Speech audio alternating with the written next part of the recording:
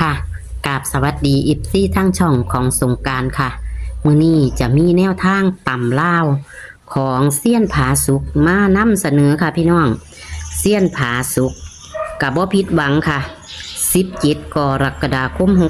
69สุกสุดสัปดาห์นั่นจับคู่เพิ่นกับเขานะคะ เลขวิ่งกับเขาค่ะพี่น้องให้0กับ1กับมา0นะคะเลขวิ่งเพิ่นสายวิ่งสายแลนจับคู่ค่ะ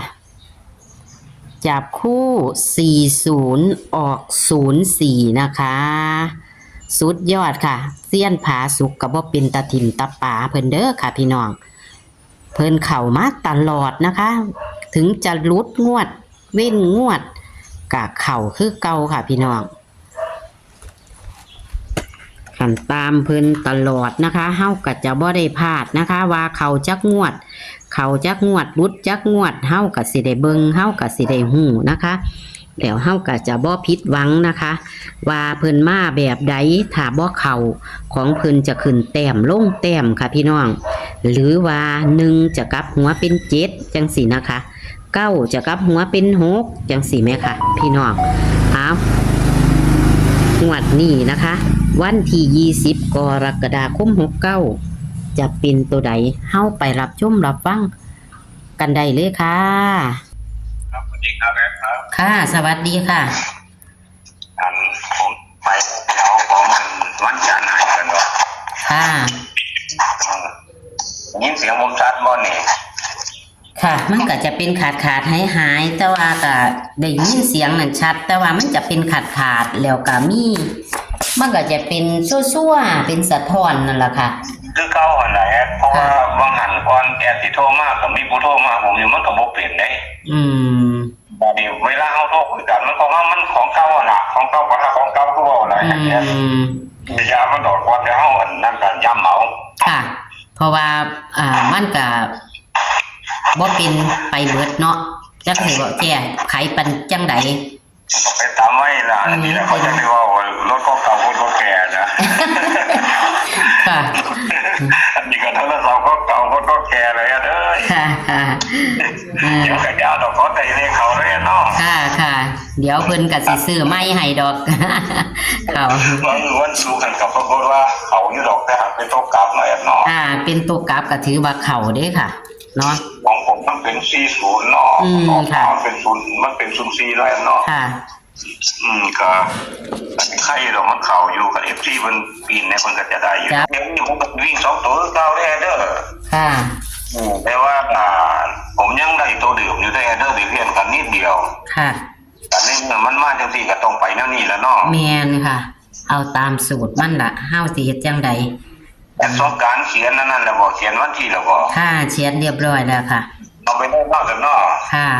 น้ำโป่งมืออื่นเด้อพี่น้องเอ้ยผู้ใดบ่ท่านมีโชคก็ขอให้มีผู้ใดได้โชคแล้วก็ขอให้ได้เพิ่มเรื่อยๆแล้วเนาะค่ะจับเลขเขาขอให้ได้ผู้ขาได้ต่อเด้อเทวดาสิ่งใดทั้งหลายค่ะ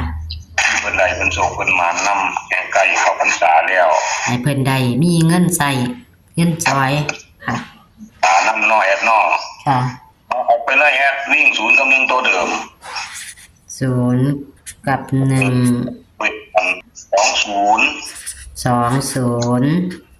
ตัวที่2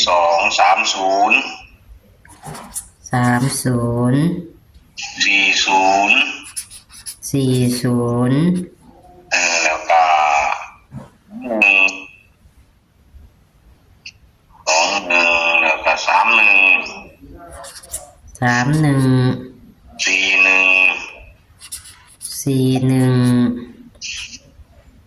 คนนี้แหละ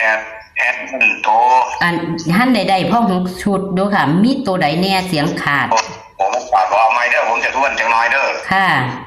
วิ่ง0กับ1จับคู่20 30 40ค่ะ31อันอีหยังก็ค่ะ31กับ41บ่อัน1แม่ค่ะก่อนสิมา31น่ะ21มันสิได้ไว้พี่แล้วบัดนี้มันเป็นเลขอ้ายเลขน้องกันนี่ล่ะค่ะเรียกว่ามันวันศุกร์น้อยเดียวนึงดอกค่ะ เวลาเสียงมันขาดมันโมมี2021เนาะค่ะมีแค่3031เสียงมันขาดก็เลยบ่ได้ยินค่ะ21นี่ล่ะในมือนี้มัน5051หายไปค่ะถึงมันแอน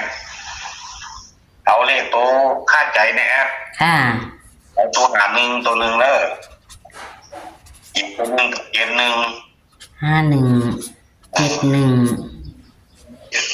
ค่ะ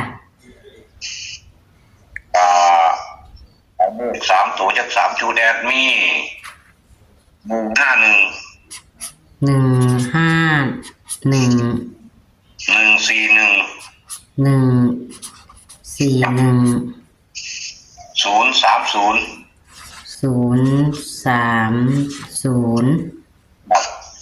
บ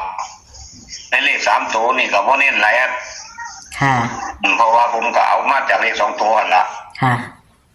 เลขอยู่ในนี่บ่มีเลขหลายตัวดอกมีเลข0เลข1เลข2เลข3เลข4เลข5เท่านั้นแหละที่มาออกอยู่ในของผมนี่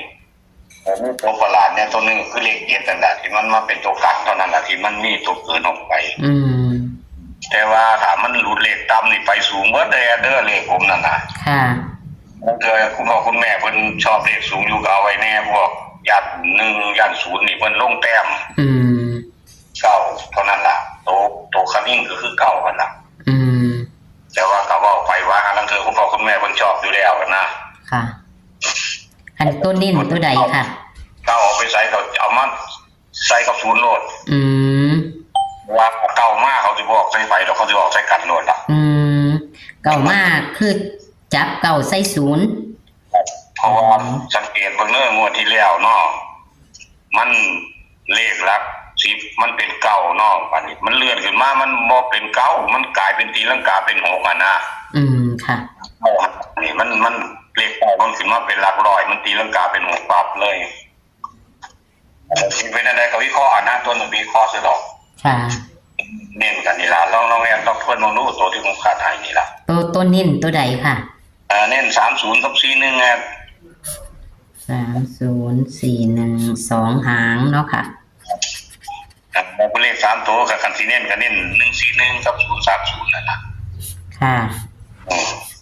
คาดว่าตามตำราคือว่าเลข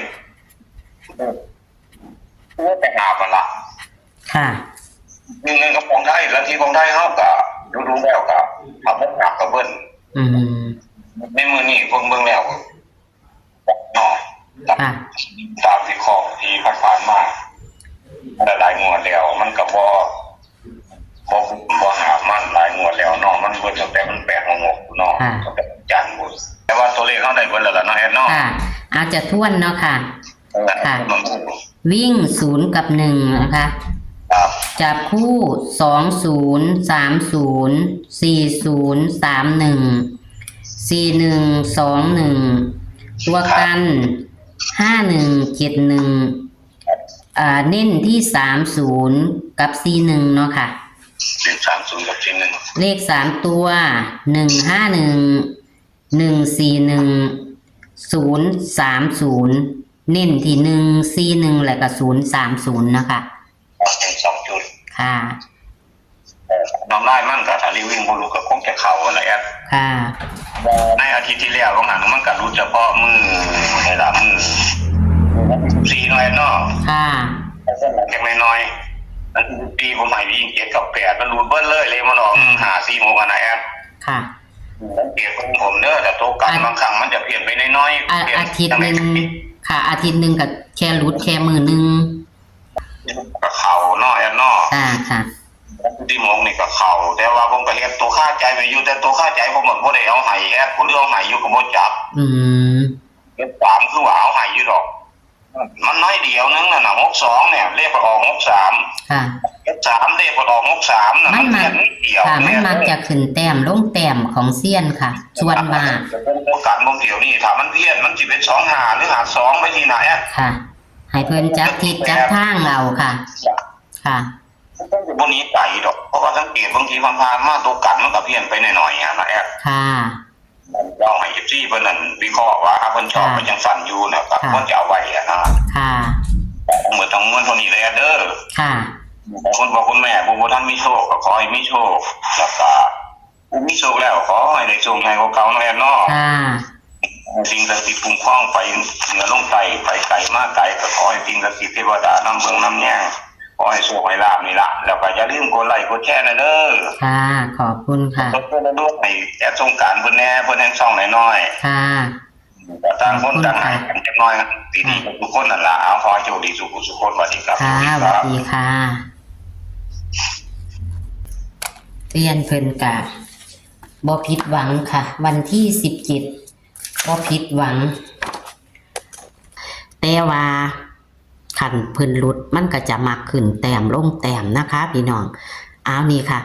เลขวิ่งของเพิ่นวันที่17กับเขานะคะให้0กับ1มา0จับคู่กับ40นะคะออก04ออกตกกลับนะคะแต่ก็ถือว่าเขานะคะพี่น้อง20กรกฎาคม69นะคะตำล่าวนะคะกับเซียนผาสุกค่ะพี่น้องมึงค่ะวิ่ง0กับ1เท่ากันบนล่างนะคะจับคู่กับมี6หางกับตัวกันอีกเป็น8หางนะคะตัวกันตัวค่าใจของเพิ่นแล้วก็นิ่นแค่2หางก็คือ30กับ41ค่ะแล้วก็จับคู่เลข3ตัวก็นิ่นที่141030นะคะ